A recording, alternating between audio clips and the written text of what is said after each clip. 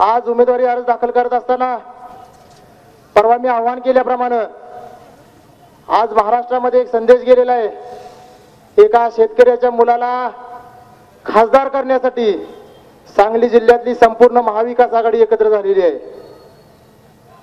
आज सर्व महाविकास आघाडीतील प्रमुख नेत्यांच्या उपस्थितीमध्ये माझा अर्ज दाखल केलेला आहे।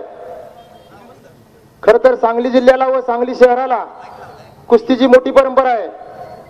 हरिनाना पवार असतील, ज्योतिरामदादा सावर्डे असतील, हिंदकेसरी मारुती माने भाऊ, हिंदकेसरी गणपतरावजी आंदळकर माझे गुरु, ह्याच चौकामधून ज्यांनी कुस्तीची व राजकारणाची सुरुवात केली ते सांगली जिल्ह्याचे बिजली मल्ल म्हणून संपूर्ण भारतभर ज्यांची ओळख होती असे बिजली मल्ल संभाजीप्पा पवार, हिंदकेसरी मारुती माने भाऊ, ह्या सर्व दोन प्रमुख पैलवानांनी ह्याच मारुती चौकातून कुस्तीची व राजकारणाची सुरुवात केली व एक 3 वेळा नाहीतर 4 वेळा आमदार झाले संभाजीप्पा आणि हिंदकेसरी मारुती भाऊ यांनी खासदार झाले। आणि ह्याच चौकातून आज माझ्या उमेदवारीचा अर्ज दाखल करून ह्या चौकातनं माझी सुरुवात होतीये।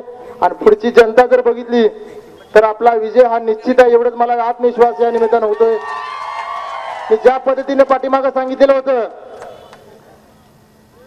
महाराष्ट्रामध्ये 4 तारखेला सगळ्यात पहिला निकाल साहेब सांगली जिल्ह्याचा असेल आणि महाविकास आघाडीचा उमेदवार विजयी घोषणा झाली म्हणून सांगली जिल्ह्याचा निकाल लागेल। आज या मारुती चौकातून सर्वांना मी एक वचन देतो, येणाऱ्या काळामध्ये सभा होतील। आज भरपूर ऊन झाले, भरपूर वेळ तुम्ही उन्हामध्ये रॅलीमध्ये सहभागी झालेला आहेत। येणाऱ्या काळामध्ये प्रत्येक लहान मुलांपासून ज्येष्ठांपर्यंत सर्व विकास काम करण्यासाठी मी सर्वांची वचनबद्ध आहे। सर्वजण इथे उपस्थित राहिलात त्याबद्दल मी सर्वांचे आभार मानतो आणि थांबतो। जय हिंद, जय महाराष्ट्र। एबीपी माझा, उघडा डोळे बघा नीट।